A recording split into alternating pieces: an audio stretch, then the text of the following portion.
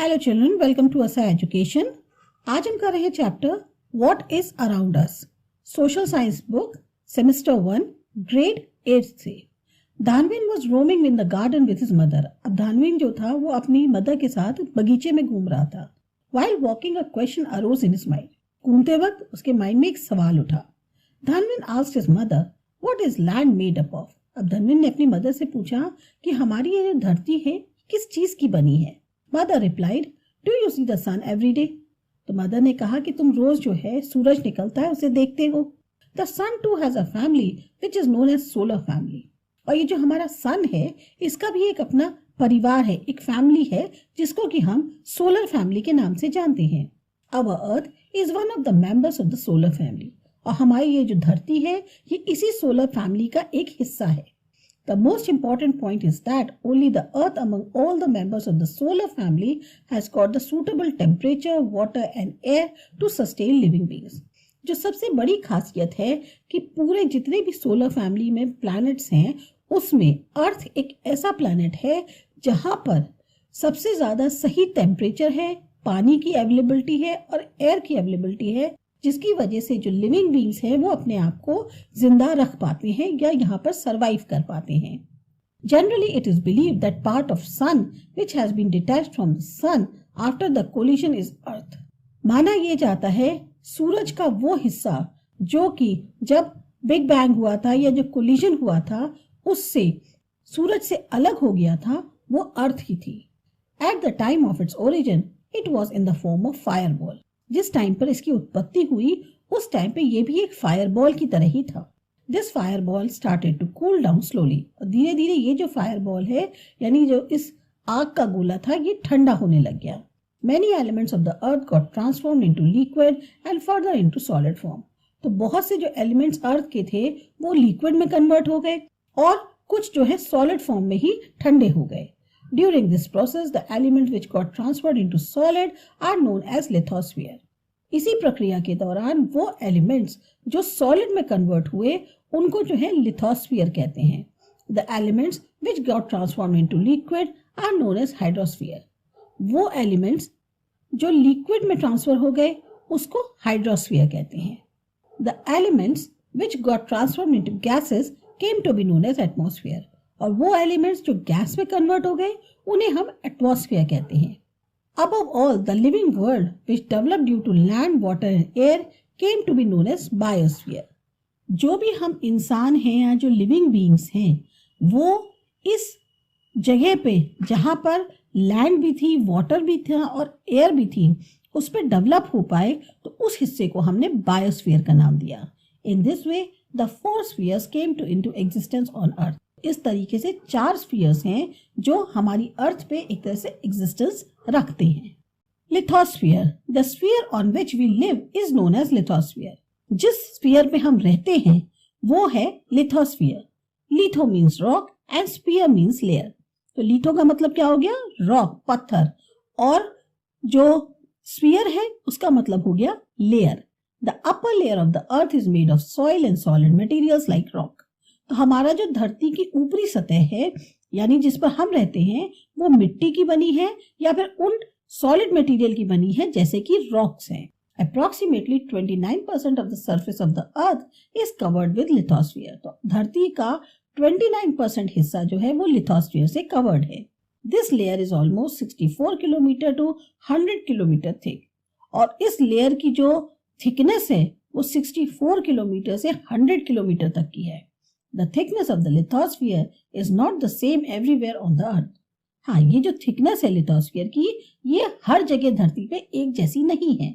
Similarly, their interior and exterior do not have identical physical features. इसी वजह से उनका जो अंदरूनी हिस्सा है या जो बाहरी हिस्सा है उनके जो फिजिकल फीचर्स हैं वो एक जैसे नहीं हैं। It is mostly made up of substance like soils and rocks. ज्यादातर ये किन सब्सटेंस की बनी होती है? या तो सॉइल की या फिर रॉक की। Landforms like mountains, plateaus, plains and valleys are seen on lithosphere. अब जिस तरीके के लैंडफॉर्म्स हमें लिथोस्फीयर पे देखने को मिलते हैं उनमें आपके माउंटेन्स आते हैं, प्लेट्यूज आते हैं, प्लेन्स हो गए और वैलीज हो गई। माउंटेन्स पहाड़ी हो गई आपकी, प्लेट्यूज छोटी पहाड़ियां हो गई और जो प्लेन्स है वो मैदानी इलाका हो गया, वैलीज घाटी हो गई। The temperature increases as we move towards the centre of the earth. जैसे जैसे हम धरती के सेंटर की तरफ आते हैं टेम्परेचर और ज्यादा बढ़ता चला जाता है। The molten rocks in the interior of the earth are known as magma. जो पिघली हुई रॉक्स हैं धरती की अंदरूनी सतह में, उनको हम मैग्मा बोलते हैं। There are many gases present in the interior of the earth which rise up the pressure and heat. बहुत सारी गैसेस जो हैं धरती की अंदर सतह में मौजूद हैं, जो कि ऊपर उठती रहती हैं प्रेशर और हीट की वजह से। But the pressure of rocks of the surface of the earth is equally strong. लेकिन जो रॉक्स का प्रेशर है सरफेस पे अर्थ की, वो भी काफी ज्यादा मजबूत है। Thus balance between the two is maintained। और इसी वजह से जो है दोनों के बीच में बैलेंस रहता है। So the crust of the earth does not break। और इसी वजह से धरती का ये जो क्रस्ट है यानी जो सतह है ये टूटती नहीं है।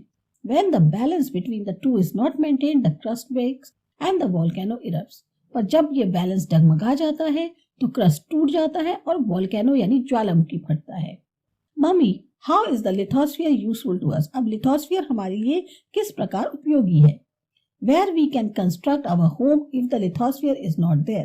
अगर लिथोस्फीयर नहीं होता, ये ठोस जमीन नहीं होती, तो हम अपने घरों का निर्माण कहाँ करते? Without lithosphere, how can we get the water to drink, agriculture for food, minerals for industries and forest? फिर वही बात है कि लिथोस्फीयर नहीं होता तो पीने का पानी कहाँ से आता, खाना के लिए खेती बाड़ी कैसे करी जाती, मिनरल्स इंडस्ट्रीज को कैसे मिलते और जंगलों का फिर कहाँ नामो निशान होता।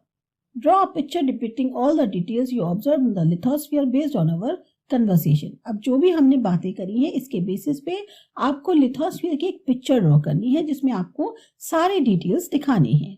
Hydrosphere. Now let me talk to you about hydrosphere. अब आपको बताते हैं हाइड्रोस्फीयर के बारे में। The hydrosphere is the liquid component of the earth. Hydrosphere क्या हुआ? पानी वाला जो हिस्सा है अर्थ का, उसे हम हाइड्रोस्फीयर कहते हैं। It includes the oceans, seas, lakes, ponds, rivers and streams। अब इसमें जो है महासागर, सागर, तालाब, झरने, नदियां या जो पोखर होते हैं वो सब आते हैं। On the surface of the earth, the area of the water is more than that of land। अगर धरती की सतह पे देखें तो पानी का हिस्सा ज्यादा है बजाय जमीन के। Hydrosphere covers 71% of the earth surface। Hydrosphere लगभग 71% अर्थ का सरफेस कवर किए हुए है। A water body in hydrosphere that carries a huge amount of water is known as the ocean। एक ऐसी वाटर बॉडी हाइड्रोस्फीयर में जो सबसे ज्यादा पानी अपने अंदर समेटे हुए है उसे हम ओशियन कहते हैं। These oceans are the Pacific Ocean, the Atlantic Ocean, the Indian Ocean and the Arctic Ocean। तो ये जो 4 ओशियंस हैं उसमें मेन जो है वो है Pacific Ocean, the Atlantic Ocean, Indian Ocean और the Arctic Ocean. All these oceans are connected with each other। चारों ओशियंस एक दूसरे से कनेक्टेड हैं। The water bodies close to the land are known as seas, bays, straits, gulfs etc।